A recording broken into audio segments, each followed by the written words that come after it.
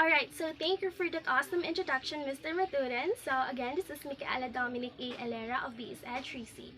So to start with, I know that you know who is Jose Rizal already, for he is our national hero, and since we had your life and works of Rizal during our first year. Okay, so let's do a recap. So Jose Rizal, his complete name is Jose Pretacio Rizal Mercado y Alonso Rialonda. He was born on June 19, 1861 in the town of Calama, and he was the seventh child in a family of 11 children. His parents are both educated and belong to distinguished families. His father is Francisco Mercado Rizal, and his mother is Teodora Alonso y Quintos. And so, at the age of 3, Rizal learned the alphabet from his mother, and at the age of 5, learning to read and write, he already showed inclinations to be an artist. He astounded his family and relatives by his pencil drawings and sketches and by his moldings of clay. And at the age of 8, he wrote 8 Tagalog poems, Aking Mga Kababata, the theme of which revolves on the love of one's language. In 1877, at the age of 16, he obtained his Bachelor of Arts degree with an average of excellent from the Ateneo Municipal de Manila. In the same year, he enrolled in philosophy and letters at the University of Santo Tomas, while at the same time he took courses leading to the degree of surveyor and expert assessor at the Ateneo. He finished the latter course on March 21, 1877 and passed the surveyor's examination on May 21, 1878. But because of his age, 17, he was not granted license to practice the profession until December 30, 1881. In 1878, he enrolled in medicine at the University of Santo Tomas, but had to stop in his studies when he felt that the Filipino students were being discriminated upon their Dominican tutors.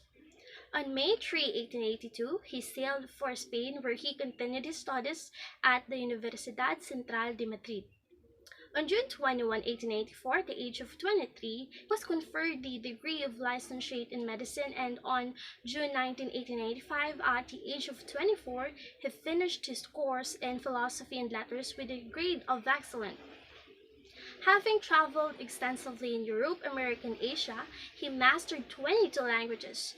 This includes Arabic, Catalan, Chinese, English, French, German, Greek, Hebrew, Italian, Japanese, Latin, Malayan, Portuguese, Russian, Sanskrit, Spanish, Tagalog, and other native language or dialects. A versatile genius, he was an architect, artist, businessman, cartoonist, educator, economist, ethnologist, scientific farmer, historian, inventor, journalist, linguist, musician, mythologist, nationalist, naturalist, novelist, ophthalmic surgeon, poet, propagandist, psychologist, scientist, sculptor, sociologist, and theologian. He was an expert swordsman and a good shot. In March 1887, his daring book Noli Me Tangere, a satirical novel exposing the arrogance and despotism of the Spanish clergy, was published in Berlin. In 1890, he reprinted in Paris Morga's Sucesos de las Islas Filipinas with his annotations to prove that the Filipinos had a civilization worthy to be proud of even long before the Spaniards set foot in the Philippine soil. On September 18, 1991, El Filibusterismo, his second novel and a sequel to the Noli, and more revolutionary and tragic than the latter, was printed in Ghent. Because of his fearless exposures of the injustices committed by the civil and clerical officials, Rizal provoked the animosity of those in power. This led himself, his relatives, and countrymen into trouble. Thus, he was imprisoned in Fort Santiago from July 6 to July 15 in 1892, and the charge of anti-friar pamphlets were found in the luggage of his sister Lucia, who arrived with him from Hong Kong. And friendliness won for him the trust and confidence of even those assigned to guard him. His good manners and warm personality were found irresistible by women of all races with whom he had personal contacts. His intelligence and humility gained for him the respect and admiration of prominent men of other nations. The Philippine Revolution started on August 26, 1896, and his enemies lost in time in pressing him down. They were able to enlist witnesses that link him with the revolt, and these were never allowed to be confronted by him. Thus, from November 3, 1986 to the date of his execution, he was again committed to Fort Santiago. In his prison cell, he wrote an entitled poem now known as Ultimo Adios, is considered as a masterpiece and a living document expressing not only the hero's great love to the country but also to all of Filipinos. After a mock trial, he was convicted of rebellion, sedition, and of forming illegal association. In the cold morning of December 30, 1896, Rizal, a man whose 35 years of life had been packed with varied activities which proved that the Filipino has capacity to equal, if not excel, even those who treat him as a slave, was shot at Bagong Bayan, Philippines.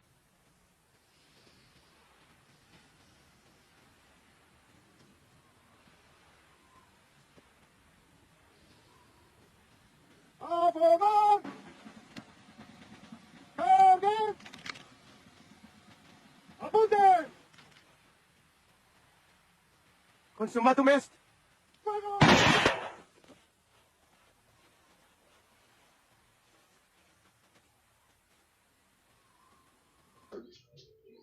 So we all know that, and we are proud of Jose Rizal, and we are proud of being a Filipino. So that's all for my report. And now let's all welcome the intelligent, beautiful, and sexy Christine Seva. Thank you, Miss Beautiful Alara. So now let's proceed to the 8 famous literary works of Dr. Jose Rizal. First is the poem To the Filipino Youth or To the Philippine Youth. At the age of 18, Dr. Jose Rizal wrote this literary poem when he was still studying at the University of Santo Tomas. Originally, it was written in Spanish as A la Juventud Filipina. Dr. Jose Rizal submitted this piece for a poem contest organized for Filipinos by the Manila Lyceum of Art and Literature, where he won the first prize and was rewarded with a feather-shaped silver pen and a diploma. This work is beaming with strong message to convince the readers, the youth in particular, that they are the hope of the nation. The poem To the Filipino Youth by Dr. Jose Rizal is a message primarily to tell the importance of one's love and appreciation of his dialect or language, for it is the bridge and intermediary connecting people's country to each other. In the poem, Rizal praised the rising generation. This poem can be considered as Rizal's first testimony and presentation of his nationalism. Dr. Jose Rizal composed the poem To the Filipino Youth, dedicating to the youth of the Philippines. He wanted the Filipino youth to use their capabilities, talents, and skills to stand out not only for their own praise and success, but also for the praise and success of their own motherland, the Philippines. Dr. Jose Rizal wanted the Filipino youth to build up their abilities and use them to help those who are in need. Goodbye to Leonor. This literary piece gives an insight into the romantic relationship of Dr. Jose Rizal and his beloved Leonor Rivera. They met at Antonius Rivera's boarding house in Sampaloc, Manila, where Rizal stayed while studying at University of Santo Tomas.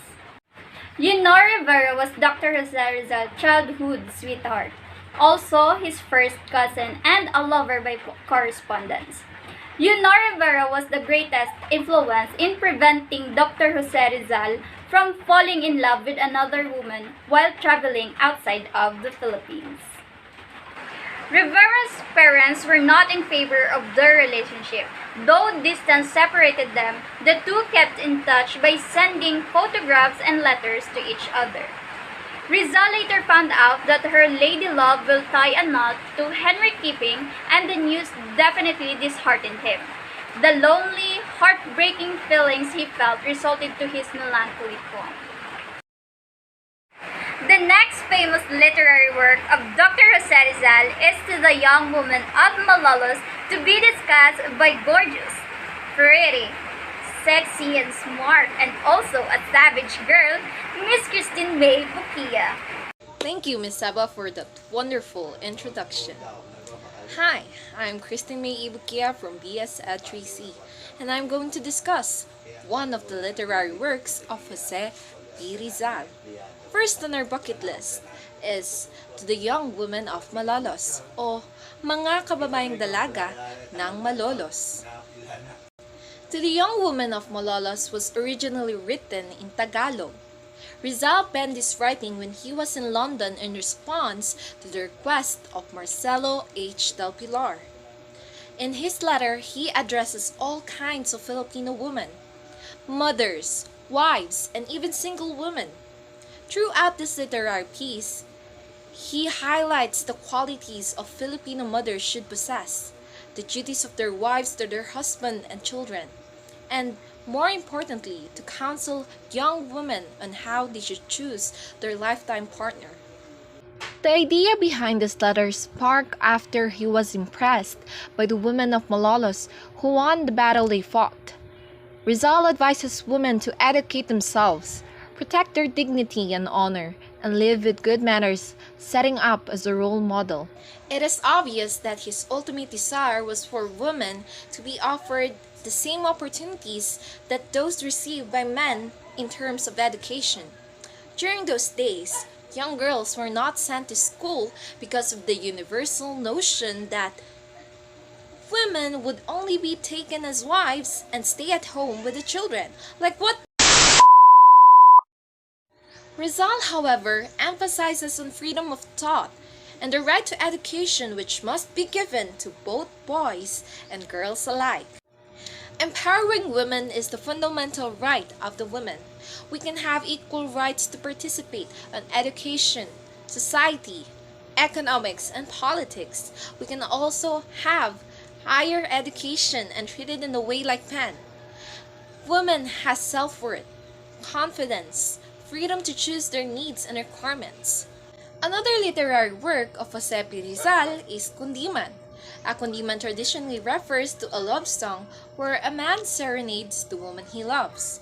For scholars, this word is derived from the Tagalog phrase kung hindi man, which suggests that people should put their faith on a higher being who decide whether or not something is meant for them.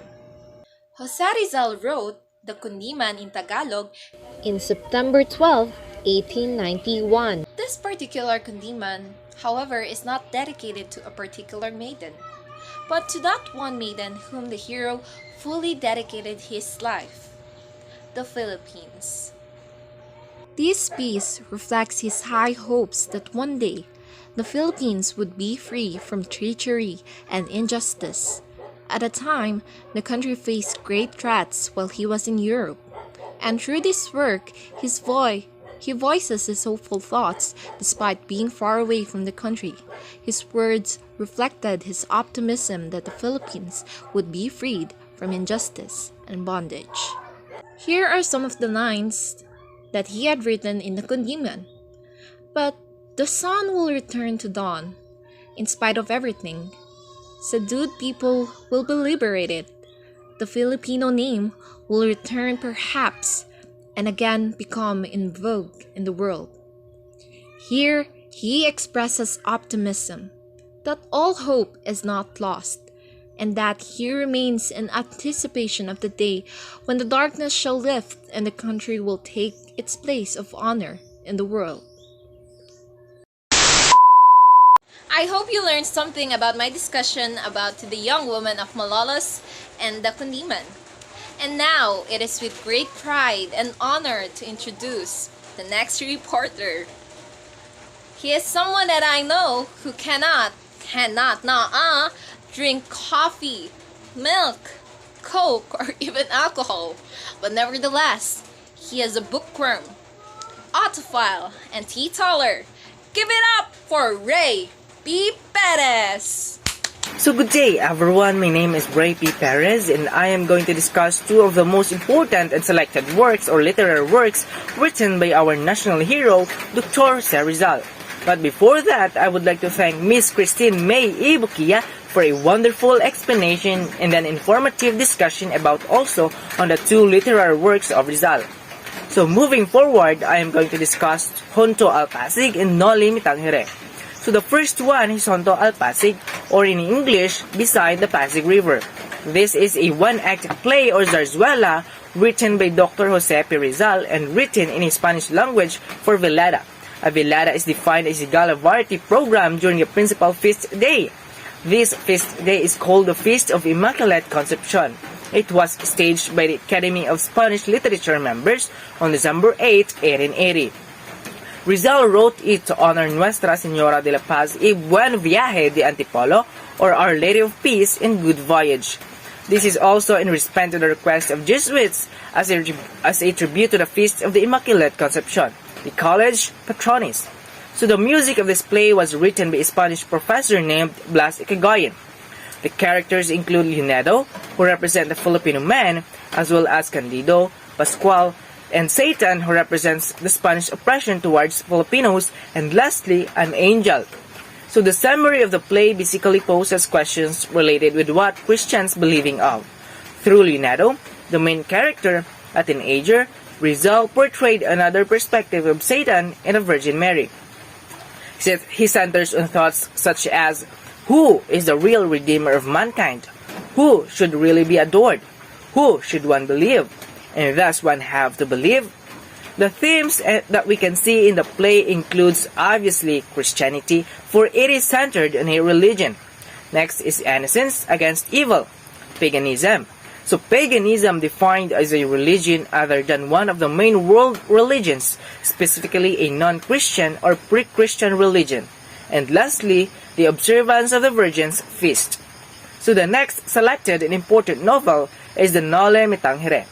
Noli Me Tangere is a Latin phrase that means touch me not. In this novel, Rizal described in detail the sufferings of his countrymen under the Spanish rule. Jose Rizal wrote the first sections of his novel in Noli Me Tangere in 1884 in Madrid, Spain, when he was still studying medicine. Rizal continued with this novel in Paris, France, after he finished his medicine course. Jose Rizal finished the last sections of the novel in Berlin, Germany.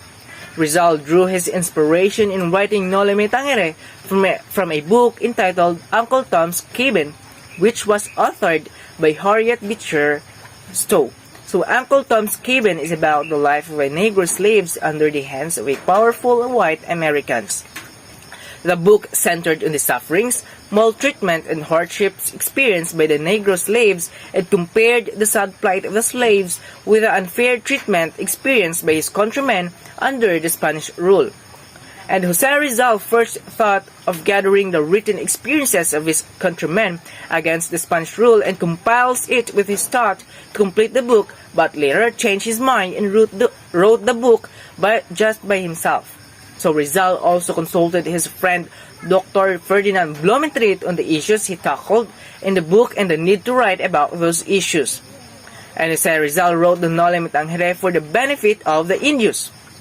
But it was not meant for Indios to read. The mere fact that he wrote it in the Spanish language and not in Tagalog tells us that he had a different audience in mind. The Spanish, or the Spaniards, and their government, so that they could grant the necessary reforms to the Indios, which included representation, the granting of equal rights, and the distinction of being a province. So Jose Rizal's Noli Me Tangere is perhaps the Philippines' most influential novel. It steered the nationalist sentiments on the 19th and 20th centuries. Its influence can be seen in present-day works of fiction, drama, and films. It continues to be popular even in the contemporary Philippine setting because the reflections and insights of the book remain true today. Noli Me Tangere was written in Spanish and was published in 1887 in Berlin. And the first publication was in Spanish, and there was an initial 2,000 copies. Thereafter, the novel was translated into Filipino, French, German, Chinese, and other Philippine dialects. So the best-known English translation of the book was done by Charles Derbyshire in 1912 and by Leon Maria Guerrero in 1961. This book, together with El Filibusterismo, is part of the school curriculum for Philippine junior and senior high school students, and a mandatory Jose Rizal course in college. And that sums up my report. Now, let's welcome our very own Mr. BCC, Mr. John Martin Owen Maturan. Thank you for listening.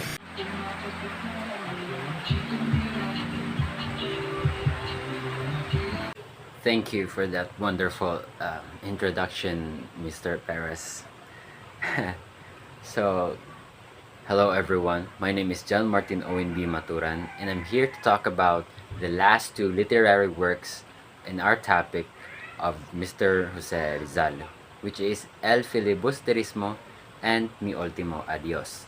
Now, when talking about El Filibusterismo, it reminds me about, I don't know, grade 9, or for some of you, I think grade 10, where this topic was introduced and discussed, right? It reminds me of that. It reminds me of high school when we think about El Filibusterismo. El Filibusterismo, or The Reign of the Greed, is Jose Rizal's sequel to his first novel, Noli Me Tangere. Dark, brooding, at times satirical novel of revenge, unfulfilled love, and tragedy. The El Filibusterismo, or El Fili for short, still has its main protagonist, Juan Crisostomo Ibarra. Now 13 years older, though his idealism and youthfulness was shattered in taking advantage of the belief that he died at the end of Noli Me Tangere. He is now disguised as Simon, an enormously wealthy and mysterious jeweler who has gained the confidence of the colony's governor-general. A number of other characters from Noli Me Tangere also reappeared in El Filibusterismo. Among them was Basilio, whose mother and younger brother Crispin met tragic ends. Father Salvi, the devious former curate of San Diego responsible for Crispin's death and who had lusted after Ibarra's love, Maria Clara, the idealistic schoolmaster from San Diego. Captain Tiago, the wealthy widower and the legal father of Maria Clara, and Doña Victorina de Espadania and her Spanish husband. The faux doctor, Tiborcio, now hiding from her with the Indio priest Father Florentino and his remote parish on the Pacific coast.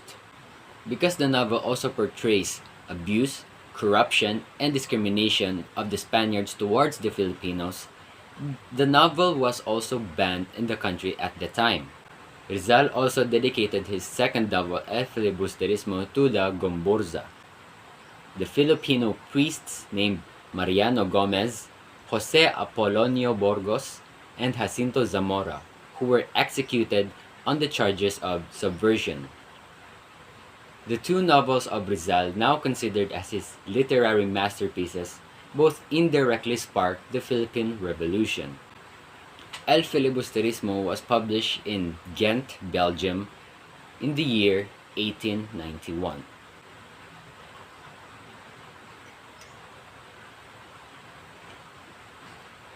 Mi Ultimo Adios is the last poem written by Rizal before his execution on December 30, 1896, which is fitting because this is the last literary work that I will be talking about of Rizal. The poem was unsigned, untitled, and undated poem of 14 5-line stanzas. Rizal placed the poem in a cochinilla, or a kitchenette, the alcohol stove, and it was delivered to his family after his execution. Some historical accounts say that Rizal wrote Mi Ultimo Adios on the eve before his execution, and I think this is one theory that a lot of us believed or have heard of before, while others claim that he wrote the poem a few days before his death on Manila on December 30, 1896. But because there was no title ascribed to this poem, his good friend and fellow reformist Mariano Ponce came up with the title. The name underwent many changes, from Mi Ultimo Pensamento, which means my last thought, to Ultimo Adios, and to ultimately Mi Ultimo Adios, which is my last farewell. Today, Rizal's works, specifically the two novels, Noli Me Tangere and El Filibusterismo, are alive and continuously being analyzed by students and professionals. Colleges and universities in the Philippines even require their students to take a subject which centers around the life and works of Rizal, which, if you remember, I'm talking to everyone here, my classmates. If you remember, our first year, we have this subject. Through his work, the country's national hero is always remembered and looked upon with high regard for his contribution towards the Philippine independence. Now, as a farewell from this video, I will now read to you Mi Ultimo Adios in all of its form. Adios patria adorada, región del sur querida, perla del mar de oriente, nuestro perdido Edén, a darte voy alegre la triste mustia vida, y fumia más brillante fresca, más florida, también por la tierra por tu vida. Just kidding, I'm not gonna read it all. Thank you for listening and goodbye.